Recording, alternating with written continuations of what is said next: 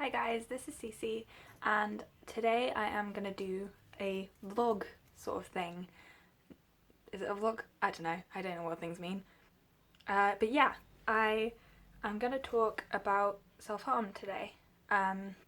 It's something quite close to my heart, um, because I self-harm, and I don't really know what I'm gonna say. I don't have a script or anything. I'm just gonna talk and sort of try and help some people, hopefully.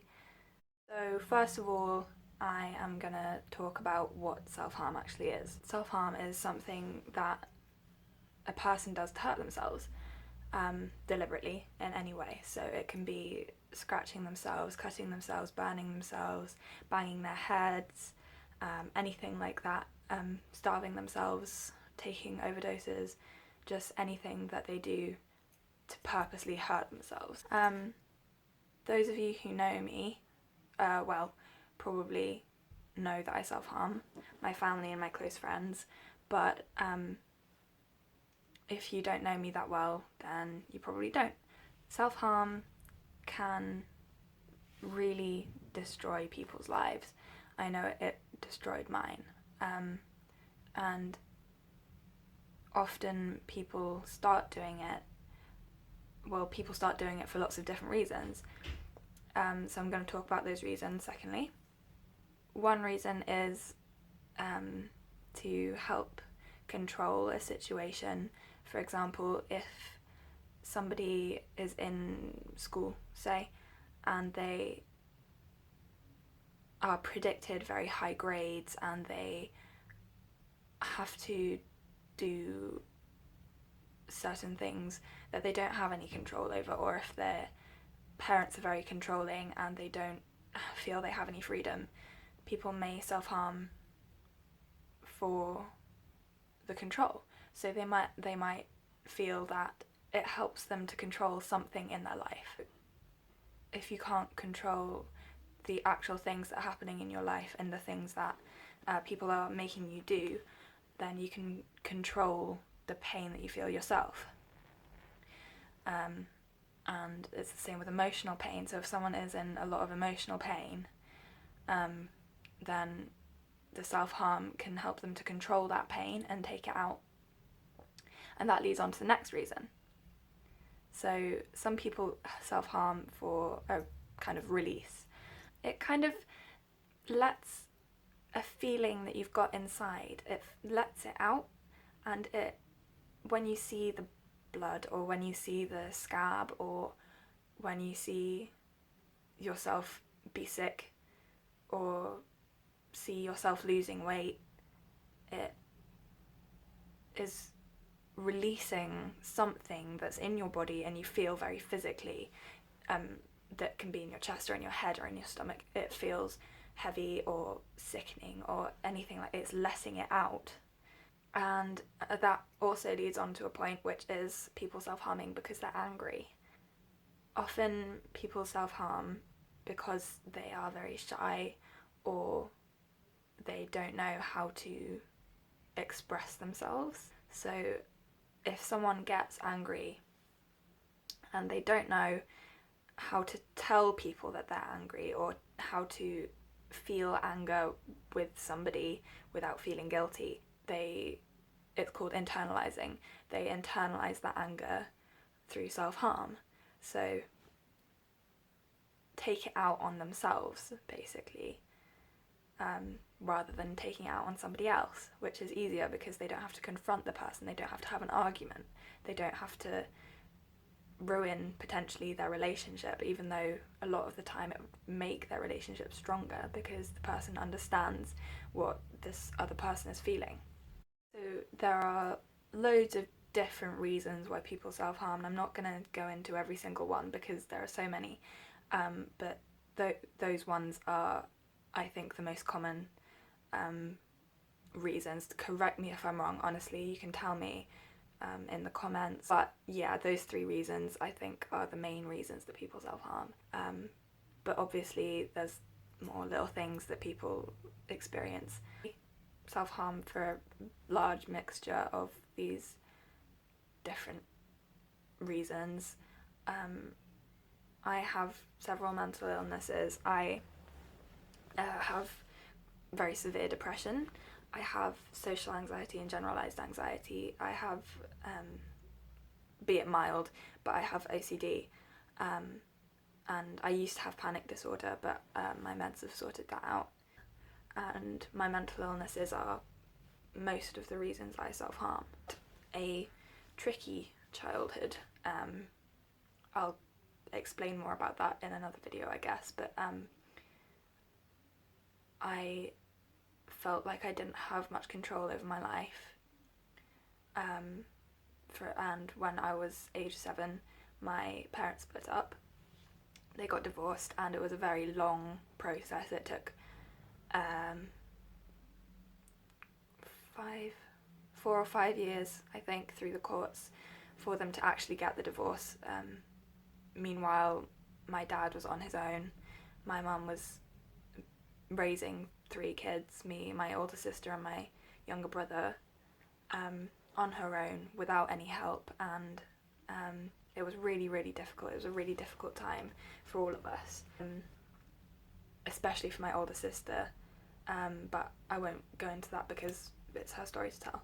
But that's part of the reason that I self-harm, for the control, because of the controlling nature of some people in my family, and feeling that I don't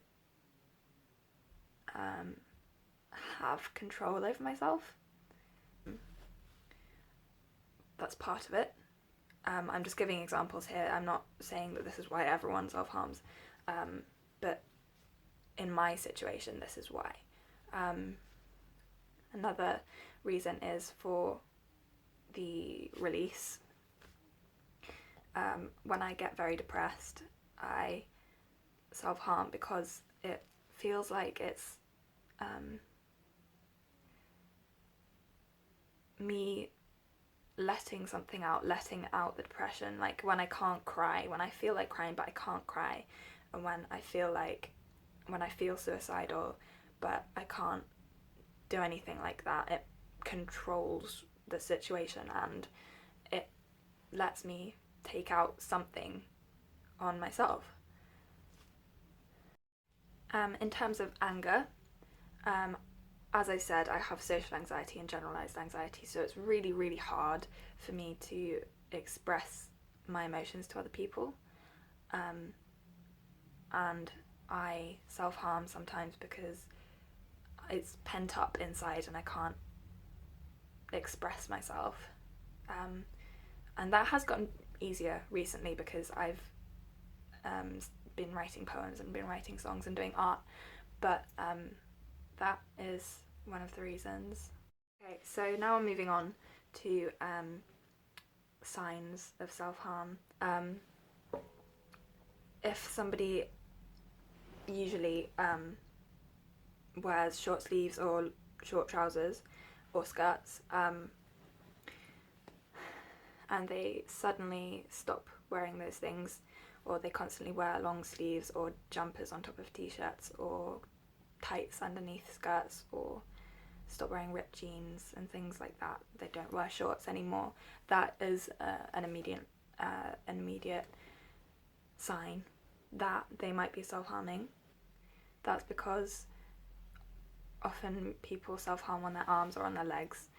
Sometimes it's on their stomachs as well, or their ankles, sometimes even inside people's mouths. There's all sorts of places people can self-harm anywhere, but the most common places are arms, legs and stomach.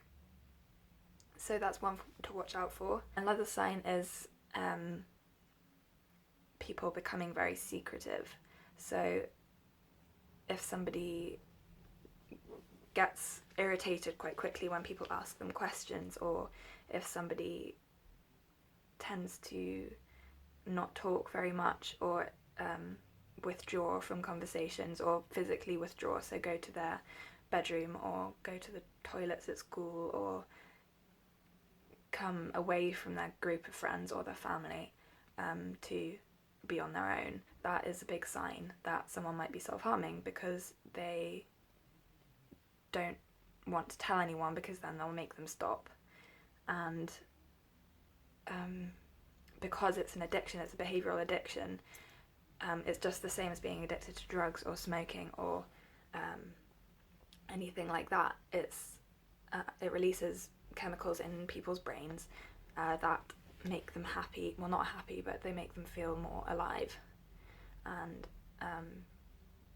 that is a big sign, because they can't tell people that they self-harm, so they become very secretive.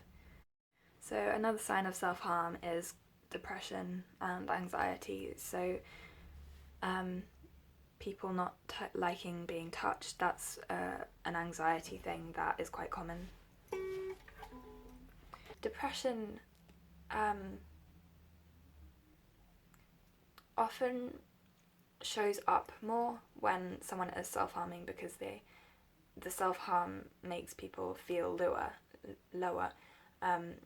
In the moment it makes them feel better, but afterwards it makes them feel guilty and it makes them feel sad. And so often if people get low in the evenings, or if people get low at a certain time of day, at night, or in the morning before school, or anything like that, that might be because they have self-harmed. And if people are just consistently low, that's another sign that they might be self-harming, because depression is one of the main causes of self-harm. So finally, I'm gonna talk about getting help for self-harm. So if you or someone that you know is self-harming, they need to get help, or you need to get help, because self-harm isn't a joke. It's not attention seeking. It's not something that people can laugh about. It's a genuine problem, and people get addicted to it. Seeking help can involve doctors, it can involve medication, it can involve counselling, and I'm going to talk about all these things in another video, so that you guys can understand it more. But obviously the first port of call is going to a doctor, not a mental health doctor necessarily, just your GP, your local hospital. The doctor will probably refer this person to a mental health service. So for children and adolescents, it's CAMS, which stands for Children and Adolescents Mental Health Service. And for adults, it is adult services. As most of the time they'll be seen by CAMS, they'll be assigned a therapist or a counsellor. They might be put on medication, but that depends on the circumstances, and that depends on the severity of their depression or anxiety or OCD or illness in general. And we have semi-regular checkups with a doctor, so that they can adjust meds, or they can review therapy. And with any luck, the person will start to understand why self-harm is negative, and why it's not worth doing, and why it's dangerous and affects people around you, and how it affects yourself. If you are self-harming, I would really, really like for you to go to your doctor and tell your doctor, or tell somebody, an adult preferably, but if you don't feel like you can tell an adult, tell a close friend maybe, and tell them to tell an adult. So the first person that you should probably tell is your parents, because they can get you more help. I realise that is a very, very hard thing to do. I remember I didn't tell my mum for about a year after I started self-harming, and in the end she found out on accident. I didn't tell her, because it's so difficult to admit to someone that you're doing this because you feel weak and you feel worthless and you just feel like you don't deserve the help. But if you can't tell your parents, then tell a trusted adult, so a teacher, a school counsellor, the nurse at your school, a close family friend, an aunt or uncle, anyone like that, because they can get in touch with your GP or with CAMS themselves, or they can take you to A&E, or they can tell your parents for you, and that takes the pressure off having to tell them yourself. Another tip is to write it down. So I find it very, very hard, like I said, to tell people what's happening with me and to explain my emotions. So what I do sometimes is write down what I'm feeling or what I'm doing in a letter and just hand it to someone and just walk away. So you don't have to see their face when they read it. You don't have to hear their reaction. You just walk away and they can come up to you in your own time. They can approach you, and if you don't want to talk about it at that moment, then you can say, I just don't want to talk about it at the moment.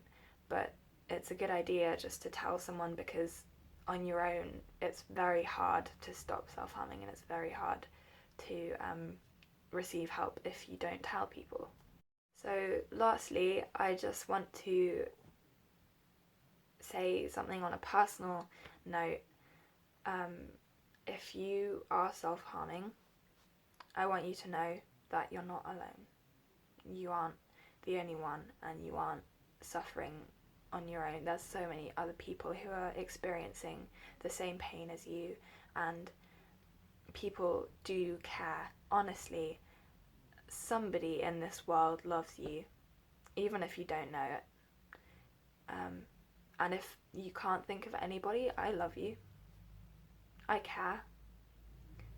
And I'm here to tell you that you are not worthless, and you